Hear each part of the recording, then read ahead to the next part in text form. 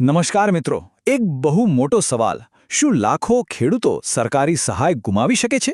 આ સળગતા સવાલનો જવાબ અને એકદમ તાકીદની માહિતી આજના સમાચારોના છેક અંતમાં છે.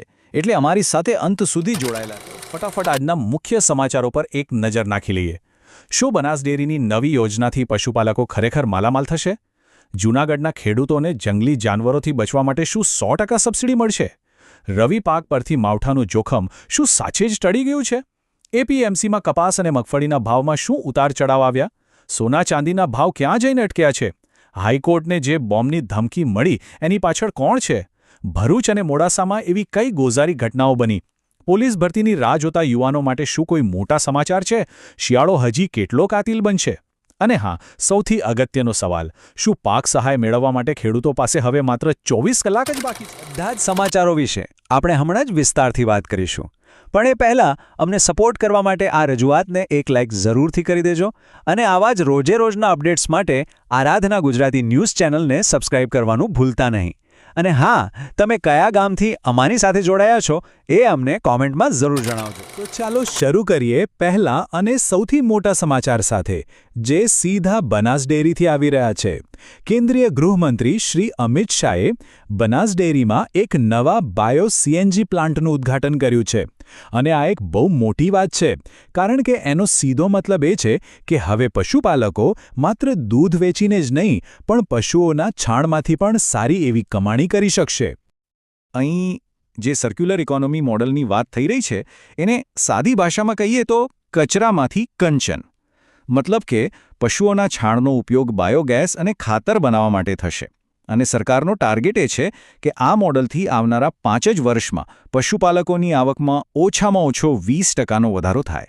આ પહેલ વિશે તમારા શું વિચારો છે અમને કોમેન્ટમાં જરૂરથી જણાવો. કરીએ જૂનાગઢ અને ગીર સોમનાથના ખેડૂતોની, જેઓ અત્યારે એક ગંભીર સમસ્યાનો સામનો કરી રહ્યા છે. અહીં સિંહ અને દીપડા જેવા જંગલી પ્રાણીઓ ખેતરમાં ઘૂસીને પાકને ભારે નુકસાન પહોંચાડી રહ્યા છે. વિચારો, પાકને બચાવવા માટે ખેડૂતોને આ કડકડતી ઠંડીમાં પણ આખી રાત ખેતરમાં ઉજાગરા કરવા પડે છે. તો આનો ઉકેલ શું?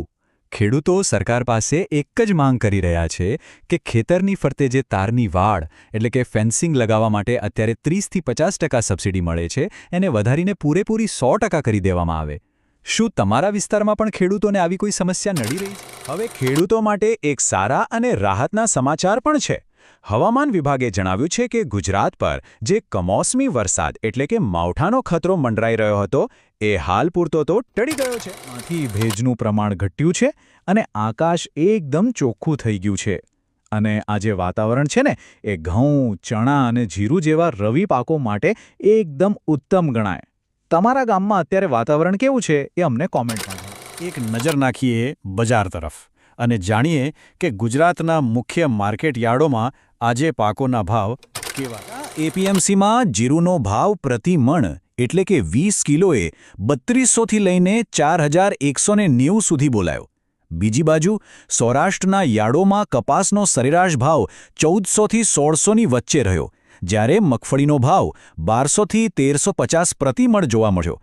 તમારા સ્થાનિક યાર્ડમાં શું ભાવ ચાલી રહ્યા છે એ અમને જણાવજો. પાંચમા સમાચાર જે સોના અને ચાંદીના બજાર સાથે જોડાયેલા છે. આજે આ કિંમતી ધાતુઓના ભાવમાં થોડો ઉતાર ચઢાવ જોવા મળ્યો છે. 24 કેરેટ સોનાનો ભાવ આજે પ્રતિ 10 ગ્રામ લગભગ 85,200 રૂપિયાની આસપાસ રહ્યો છે. પણ ચાંદીના ભાવમાં તો મોટો ઉછાળો આવ્યો છે.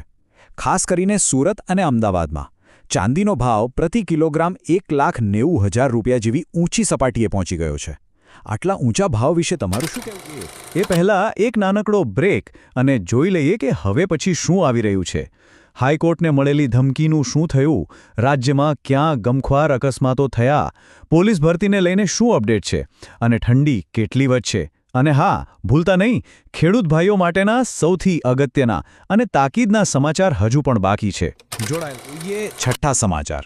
ગઈકાલે ગુજરાત હાઈકોર્ટને એક ઈમેલ મળ્યો હતો, જેમાં હાઈકોર્ટને બોમ્બથી ઉડાવી દેવાની ધમકી આપવામાં આવી હતી. આના કારણે થોડા સમય માટે દોડધામ મચી ગઈ. રાહતની વાત એ છે કે પોલીસ અને બોમ્બ સ્ક્વોડની ટીમોએ આખી હાઈકોર્ટ બિલ્ડિંગને બરાબર ચકાસી લીધી અને ક્યાંયથી કશું પણ શંકાસ્પદ મળ્યું નથી. મતલબ કે આ ધમકી માત્ર એક અફવા, એક હોક્સ હતી. હવે સાયબર ક્રાઇમની ટીમ એ શોધી રહી છે કે આ ખોટો ઈમેલ કોણે મોકલ્યો. સમાચાર છે એ ખૂબ જ દુઃખદ છે.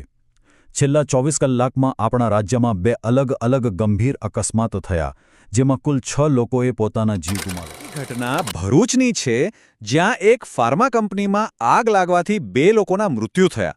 અને બીજી ઘટના તો એનાથી પણ વધુ કરુણ છે, જે મોડાસા પાસે બની.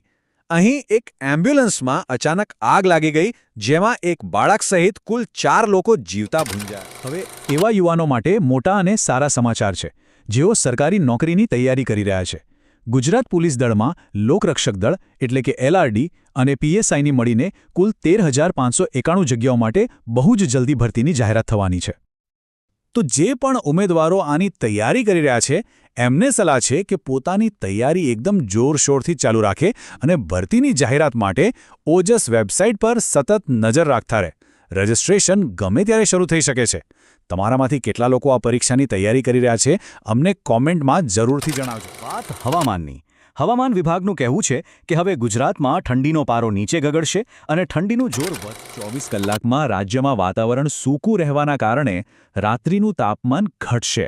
ખાસ કરીને નલિયા અને ગાંધીનગર જેવા વિસ્તારોમાં તો તાપમાન 15 ડિગ્રી સેલ્સિયસથી પણ નીચે જઈ શકે છે. તમારા શહેરમાં અત્યારે તાપમાન કેટલું છે? એ સમાચાર જેની આપણે બધા શરૂઆતથી રાહ જોઈ રહ્યા હતા. આ માહિતી ખાસ કરીને એ તમામ ખેડૂત ભાઈઓ માટે છે, જેમને તાજેતરના કમોસમી વરસાદમાં પાકનું નુકસાન થયું છે. આ માહિતી એકદમ ધ્યાનથી સાંભળો. સૌથી અગત્યની અને તાકીદની વાત એ છે કે રાજ્ય સરકારે પાક નુકસાન સહાય માટે અરજી કરવાની છેલ્લી તારીખ 7 ડિસેમ્બર નક્કી કરી છે. આનો સીધો મતલબ એ છે કે અરજી કરવા માટે હવે તમારી પાસે ગણતરીના ફક્ત 24 કલાક જેટલો જ સમય બચ્યો છે. અત્યાર સુધીમાં સરકાર 3,39,000 ખેડૂતોને 1,098 કરોડની સહાય ચૂકવી પણ ચૂકી છે. જો તમે હજી સુધી અરજી નથી કરી, તો હવે 1 સેકન્ડનો પણ વિલંબ ન કરતા તાત્કાલિક તમારા ગામના VCE એટલે કે ગ્રામ પંચાયતના કોમ્પ્યુટર ઓપરેટરનો સંપર્ક કરો અથવા સીધા આઈ ખેડૂત પોર્ટલ પર જઈને આવતીકાલ સાંજ પડે એ પહેલાં તમારી અરજીની પ્રક્રિયા પૂરી કરી લો. આ માહિતીને બને એટલા વધુ ખેડૂતો સુધી પહોંચાડજો. તો મિત્રો, આ હતા આજના મુખ્ય સમાચારો. અમને આશા છે કે તમને આ બધી માહિતી ખૂબ જ ઉપયોગી થઈ હશે.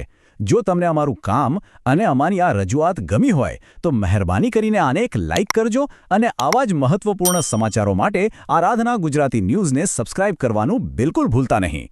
તમારો ખૂબ ખૂબ આભાર.